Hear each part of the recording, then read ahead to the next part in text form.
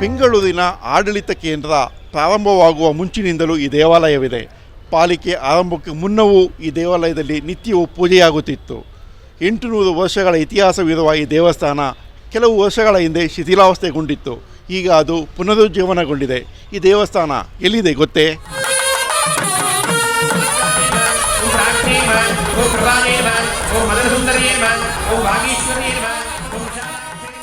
ಇದು 7 ಸುತ್ತಿನ ಕೋಟೆ ಸಪ್ತಮಾತೃಕೆಯರ ಆದಿಶಕ್ತಿ ದೇವಾಲಯ. ಇದು BBMP ಕೇಂದ್ರ ಕಚೇರಿ ಆವರಣ, ಈಗಿನ ಗ್ರೇಟರ್ ಬೆಂಗಳೂರು ಪ್ರಾಧಿಕಾರದ ಆವರಣದಲ್ಲಿದೆ. ಇಲ್ಲಿ ಸಾಕಷ್ಟು ಶಿಥಿಲಾವಸ್ಥೆಗೊಂಡಿದ್ದ ದೇವಸ್ಥಾನವನ್ನು BBMP ನೌಕರರು, ಈಗಿನ GBA ನೌಕರರು ಹಾಗೂ ಸಿಬ್ಬಂದಿ ಸೇರಿಕೊಂಡು ಇದನ್ನು ಜೀರ್ಣೋದ್ಧಾರ ಮಾಡಿದ್ದಾರೆ.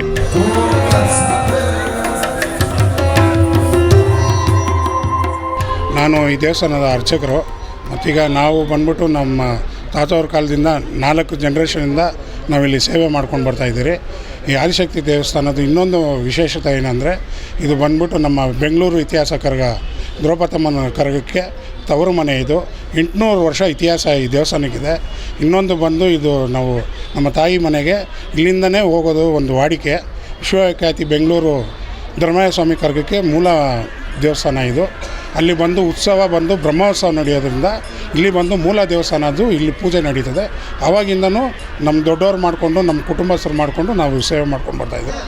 ಇವಾಗ ನೂತನವಾಗಿ ಶಿಥಿಲಾವಸ್ಥೆಯಲ್ಲಿ ಇದ್ದಿದ್ದು ದೇವಸ್ಥಾನನ ಸಂಪೂರ್ಣವಾಗಿ ಕಲ್ಲಿನಲ್ಲಿ ಮಾಡಿಸಿ, ಕೃಷ್ಣಶಿಲೆಯಲ್ಲಿ ಗರ್ಭಗುಡಿ ಮಾಡಿಸಿ, ಎಲ್ಲ ಮಂಟಪಗಳನ್ನು ಸಪ್ತಮಾತೃಕೆಗಳ ದೇವಸ್ಥಾನಕ್ಕೆ ಮಂಟಪಗಳನ್ನು ಮಾಡಿಸಿ ಇವಾಗ ನೂತನವಾಗಿ ದೇವಸ್ಥಾನ ಪ್ರತಿಷ್ಠಾಪನೆ ಪೂಜೆ ಕಾರ್ಯಕ್ರಮ ಮಾಡ್ತೀವಿ.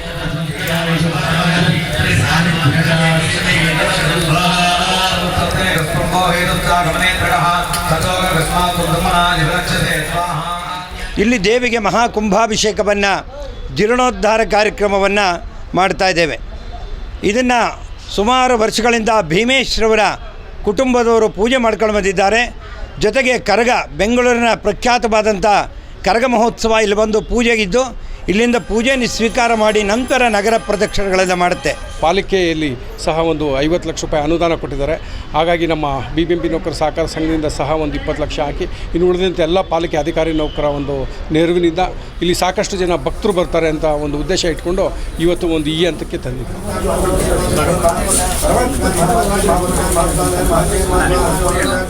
ನಾನು 1983ರಲ್ಲಿ ಕಾರ್ಪೊರೇಟರ್ ಆಗಿದ್ದೆ. ಆಗ ಒಂದು ಶೀಟಲ್ಲಿ ಒಂದು ದೇವಸ್ಥಾನ ಆಯಿತು. ಶೀಟಲ್ಲಿ ಮೋಲ್ಡಿಂಗು ಹಾಕಿರಲಿಲ್ಲ. ಆಮೇಲೆ ಸರ್ಕಲ್ಲೆಲ್ಲ ಮಾಡಿ ಸ್ವಲ್ಪ ಅಭಿವೃದ್ಧಿ ಮಾಡಿದ್ರು. ಅದಾದಮೇಲೆ ಇವತ್ತು ಅಮೃತರಾಜು ನಮ್ಮ ನೌಕರರ ಸಂಘದ ಅಧ್ಯಕ್ಷರು ಮತ್ತು ಎಲ್ಲ ಪದಾಧಿಕಾರಿಗಳು ಎಲ್ಲರ ಸಹಕಾರದಿಂದ ಸುಮಾರು 3 ಕೋಟಿ ರೂಪಾಯಿ ವೆಚ್ಚ ಮಾಡಿ ದೇವಸ್ಥಾನವನ್ನು ರಿನೋವೇಷನ್ ಮಾಡಿದ್ದಾರೆ. ಮತ್ತು ಚೆನ್ನಾಗಿಯೂ ಕೂಡ ಬಂದಿದೆ. ಈ ಸಂದರ್ಭದಲ್ಲಿ ಎಲ್ಲರ ಪರವಾಗಿ ಅವರಿಗೆ ಅಮೃತರಾಜ್ ಮತ್ತು ಅವರ ತಂಡಕ್ಕೆ ಅಭಿನಂದನೆಗಳನ್ನು ಸಲ್ಲಿಸ್ತೇನೆ.